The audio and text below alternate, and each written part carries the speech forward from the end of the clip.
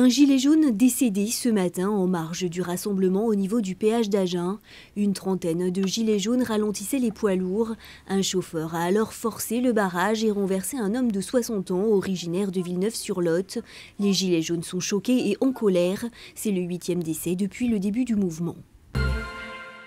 La mobilisation des Gilets jaunes ne faiblit pas à Angoulême. Ils étaient ce matin entre 30 et 40 à bloquer les accès de la Banque de France. Toutes les issues du bâtiment ont été cadenassées. Les Gilets jaunes qui se sont fait déloger des ronds-points qu'ils occupaient, dont celui de Girac hier midi, ont décidé de multiplier les opérations contre les bâtiments publics.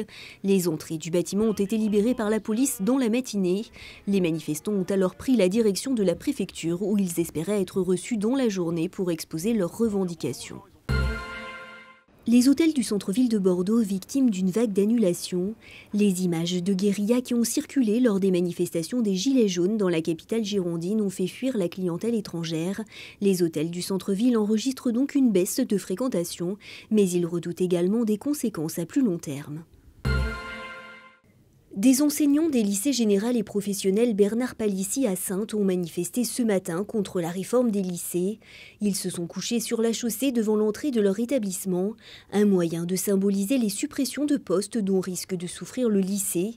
La manifestation n'a pas perturbé le déroulement des cours. Depuis aujourd'hui, l'île d'Aix a retrouvé non pas un médecin, mais 3. Ils assureront à tour de rôle des consultations hebdomadaires sur l'île pour pallier l'absence de médecins.